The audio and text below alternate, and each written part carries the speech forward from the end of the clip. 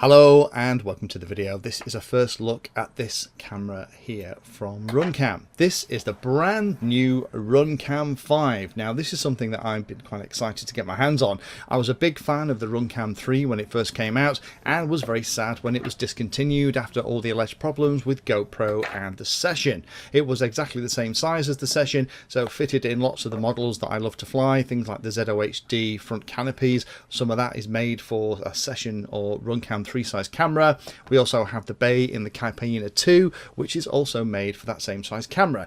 So when RunCam stopped producing the RunCam 3, I was quite disappointed about that because I thought it was a great little camera for the money. Now we did get a benefit out of that in that RunCam then went away and used that technology to create the RunCam Split, which has now been copied by lots of other manufacturers, and we have the ability to have an FPV camera inside the model with an extra little board that will record in HD onto an SD card as well. But excitingly, this new camera from RunCam, the RunCam 5, is almost the same size as that original RunCam 3, so it'll fit in all those places that the RunCam 3 did.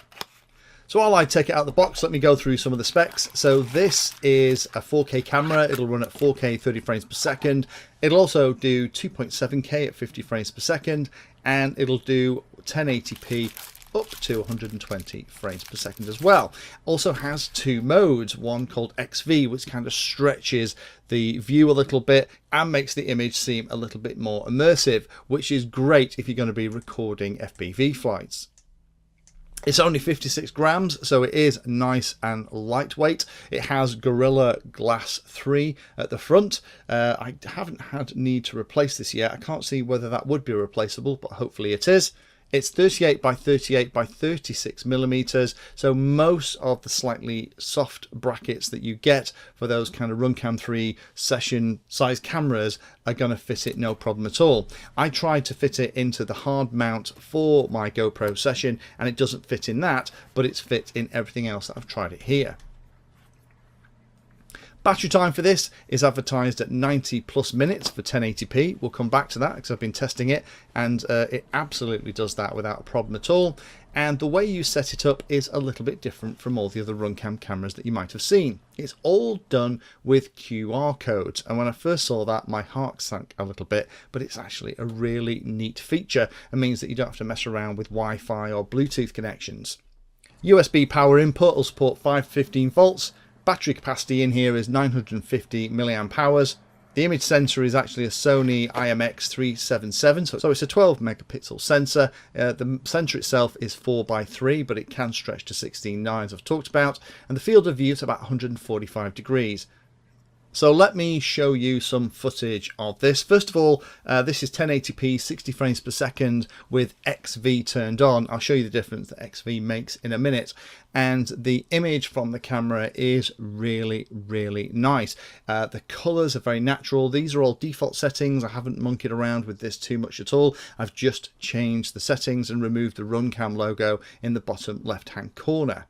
So let me shut up for a second and I'll turn up the volume of the audio from the camera so you can see what the audio's like.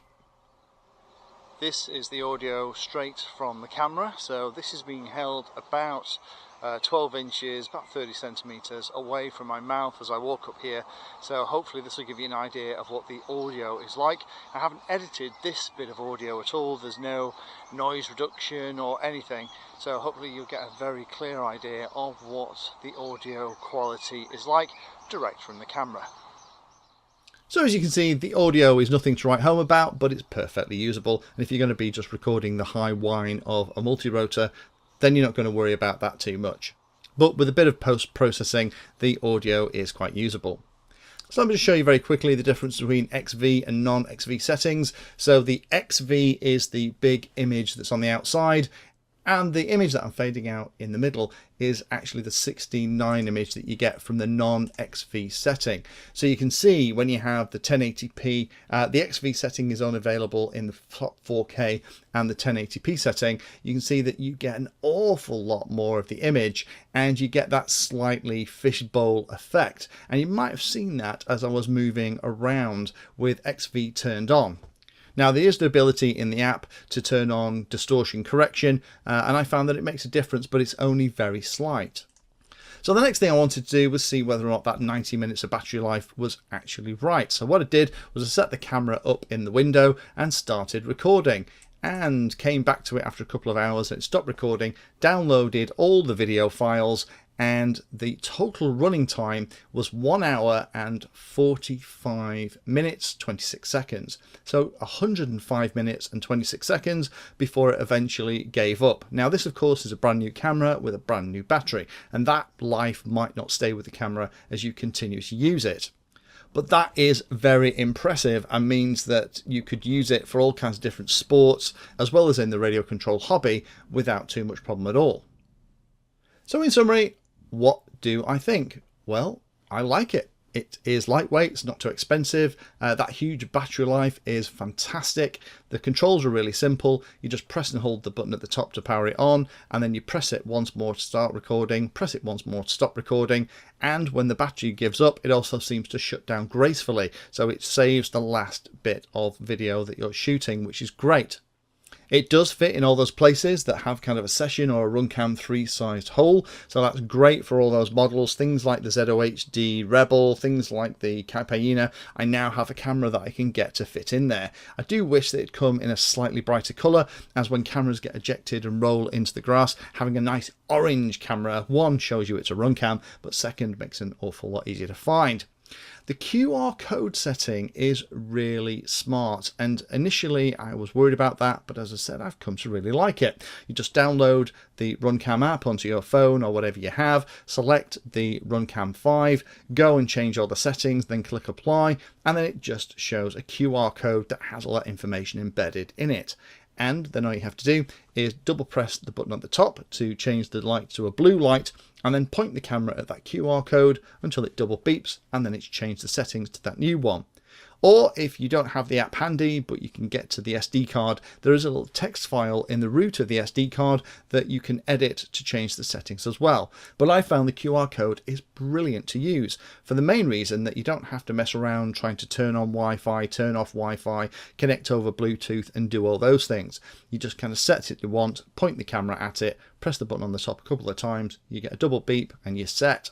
But there are a couple of things that you probably need to keep in mind. First of all is that there's no video preview because we don't have Wi-Fi on the camera. It means that you can't look at the image on your phone and figure out what you're looking at. However, if you use the standard AV out cable that plugs into the USB port, then you can see the image on your FPV equipment.